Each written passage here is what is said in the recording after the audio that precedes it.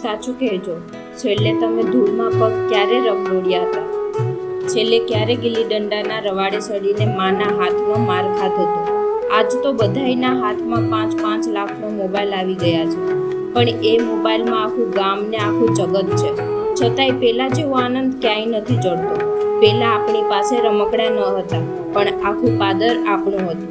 અને આજ આપણી પાસે ગેમ્સ હજારો છે, પણ રમવાવાળો ભેરુબંધ એકેય નથી. આજ મારે વાત કરવી છે એ નિર્દોષ દિવસોની, જ્યારે સવાર પડતા જ શેરીઓ ગુંજતી, થપ્પો અને આંધ્રો પાટોના અવાજથી. ચાલો આજે તમને એ ધૂળિયા રસ્તે પાછા લઈ જાઉં. જુઓ સાહેબ, વાત જાણે એમ છે કે પહેલાંના વખતમાં મોબાઈલ નામનું તો કોઈ જનાવર હતું નહીં. સવાર પડે ને સીધા પાદરે ભેગા થઈ જવાનું.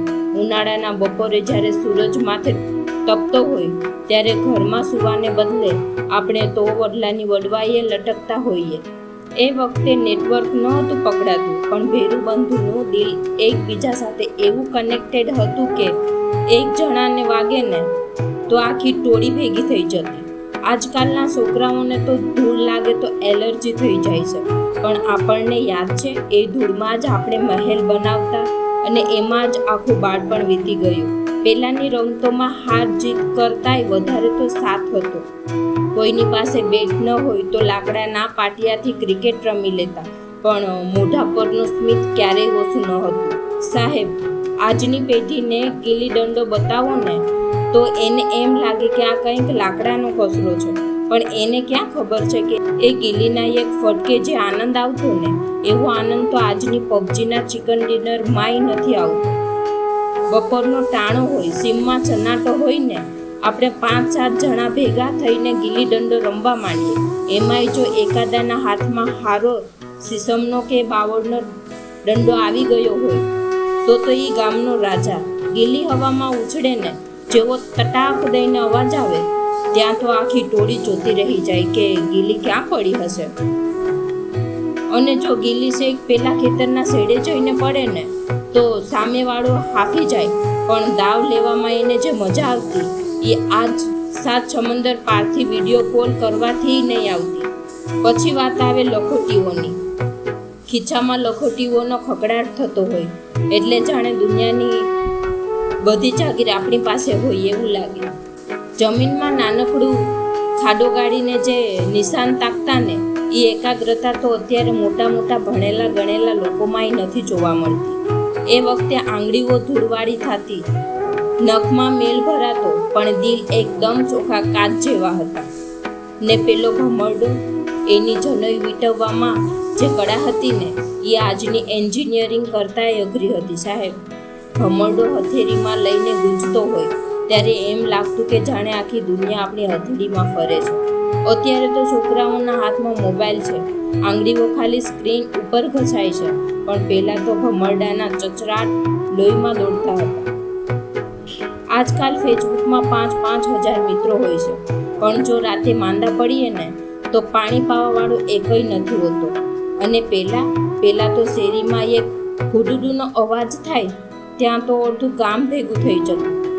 ખુલ્લા પગે દોડવું, કાંટા વાગે તોય ગણકારવા નહીં. અને પહેલાં થપ્પો રમતી વખતે ચંતાવવાની જે જગ્યાઓ ગોતતા, કોઈના ચાપરા ઉપર તો કોઈની વળી જૂની કોઠારમાં. એ વખતે કોઈ હારી જતું તો રોતા નહીં, પણ બીજા દિવસે પહેલાં આવવાની શરતે ઘરે જતા. આજ તો મોબાઈલમાં ગેમ રમતા છોકરાઓ ગાળો બોલે છે, ચીડાઈ જાય છે, માનસિક તળાવમાં આવી જાય છે.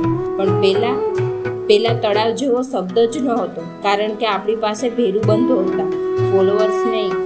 પણ પછી ખબર નહીં ક્યાંથી આ ટચ સ્ક્રીનવાળો જમાનો આવ્યો અને આપણા હસતા રમતા બાળપણને ગ્રહણ લાગી ગયું. પહેલાં જે હાથમાં બેટને ભમરડા શોભતા હતા એ હાથમાં હવે 5 ઇંચનો મોબાઈલ આવી ગયો. સાહેબ, પહેલાં આપણે શેરીમાં રમતા ત્યારે મા બાપને આપણને ઘરે બોલાવવા માટે લાકડી લઈને નીકળવું પડતું, અને આ છોકરાને ઘરની બહાર કાઢવા માટે લાકડી લેવી પડે છે. પહેલાં આપણે પરસેવે રેપઝેપ થતા, લોહીના ટાટિયા થતા, પણ ઊંઘ મસ્ત આવતી. અત્યારે એસી રૂમમાં બેઠા આંગળીઓ ઘસીને છોકરાઓ થાકી જાય છે, પણ આંખમાં પેલી નિરાંતવાળી ઊંઘ નથી. વિચારો તો ખરા, પહેલાં આપણે આંધળો પાટો રમતા ત્યારે આંખે પાટા હતા, પણ દિલ ખુલ્લા હતા. અને આજ આંખી ખુલ્લી છે, પણ મોબાઈલની સ્ક્રીન સિવાય આપણને ક્યાંય દેખાતું નથી. બાજુમાં બેઠેલો ભાઈબંધ શું કરે છે એની આપણને ખબર નથી, પણ 7 સમંદર પાર કોઈ અજાણ્યો માણસ શું ફોટો મૂકે છે એની આપણે પાસે સેકન્ડની ખબર છે. આને પ્રગતિ કહેવાય કે અધોગતિ, એ વિચારવા જેવું છે. જો આ વાત સાંભળીને તમને તમારું બાળપણ યાદ આવી ગયું હોય અને દિલના ખૂણે ક્યાંક એમ થતું હોય કે ના હો, વાત તો આ સાચી કરે છે, તો અત્યારે જ આ વિડીયોને એક લાઈક કરી દેજો. અને હા, તમે બાળપણમાં કઈ રમત સૌથી વધુ રમતા? ગિલ્લી દંડો, ચાંતોડિયું કે પછી નદી પર્વત? એ કમેન્ટમાં જરૂર લખજો, કારણ કે તમારી એક કમેન્ટ મને બીજા 100 વિડીયો બનાવવાની તાકાત આપે છે. જો તમે હજુ સુધી આપણી આ ચેનલને સબસ્ક્રાઈબ નથી કરી તો કરી દેજો, કારણ કે આપણે હજી તો ઘણું ભાતું પીરસવાનું બાકી છે. અને આ વિડીયો છેલ્લે સુધી જોજો, કારણ કે અંતમાં જે વાત કરવી છે ને એ સાંભળીને કદાચ તમારી આંખમાં પાણી આવી જશે. હવે તો હાલત એવી થઈ ગઈ છે કે નાનકડું છોકરું રોતું હોય ને તો માં એને સાનું રાખવા હાલરડું નથી ગાતી, પણ એના હાથમાં યુટ્યુબ ચાલુ કરીને મોબાઈલ દઈ દે છે. પહેલાં દાદા દાદીની વાર્તાઓ હતી જે આપણને સંસ્કાર આપતી, હવે એની જગ્યાએ રીલ્સ અને શોર્ટ્સ એ લઈ લીધી છે. પહેલાંના છોકરા ધૂળમાં રમીને ખડતલ થતા, ગમે એવો રોગ આવે તોય એને કાંઈ ન થતું. અને આજ તો જરાક પવન વાય ત્યાં છોકરું માંદું પડી જાય છે. કેમ? કારણ કે આપણે એને કુદરતના ખોળે રમવા જ નથી દીધું, આપણે એને મોબાઈલના પાંજરામાં કેદ કરી દીધું છે. એને વિડીયો ગેમમાં તો બધું આવડે છે, પણ જો એને એમ કહીને કે બેટા જા ઓલા ખેતરે જઈને આ વાત કહી આવ, તો એ રસ્તો ભૂલી જાય છે. ખરેખર તો સાહેબ, મોબાઈલ ખરાબ નથી, પણ આપણે એનો જે રીતે ગુલામ બની ગયા છીએ ને એ બહુ મોટો પ્રશ્ન છે. પહેલાં આપણે તહેવાર હોય તો આખા ગામને મળવા જતા, ઘરે ઘરે જઈને પગે લાગતા અને ગોળ ધાણા ખાતા. અને આજ તો એક કોપી પેસ્ટ મેસેજ આખા ગ્રુપમાં નાખી દઈએ એટલે આપણી ફરજ પૂરી. સંબંધો હવે દિલથી નહીં પણ ડેટાથી ચાલે છે. આપણે આપણા સંતાનોને મોંઘી સ્કૂલમાં ભણાવીએ છીએ, એના હાથમાં મોંઘા ટેબ્લેટ દઈએ છીએ, પણ આપણે એને આપણું બાળપણ આપવાનું ભૂલી ગયા છીએ.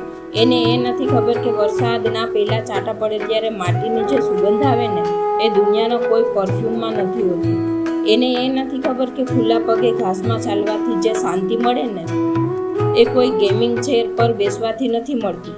વિડીયો પૂરો કરતા પહેલાં એટલું જ કહીશ કે સમય મળે ને તો ક્યારેક મોબાઈલને મૂકી દેજો પડતો. તમારા છોકરાઓને લઈને ગામના પાદરે જાજો, એને વડલાની વડવાઈએ હિંચકા ખવડાવજો, એને ધૂળમાં રમવા દેજો. ભલે એના કપડાં બગડે પણ એનું બાળપણ સુધરી જશે. કારણ કે યાદ રાખજો, મોબાઈલ તો કાલે નવો આવી જશે, પણ ગયેલું બાળપણ કોઈ દી પાછું નહીં આવે. આજ આપણી પાસે બધું છે, પણ પહેલાં જેવી નિરાંત નથી. જો તમને પણ એવું લાગતું હોય કે આપણું જૂનું બાળપણ 100 ગણું સારું હતું, તો આ વિડીયોને તમારા એ લંગોટિયા યારો સાથે શેર કરજો જેની સાથે તમે ગિલ્લી દંડા રમ્યા હતા.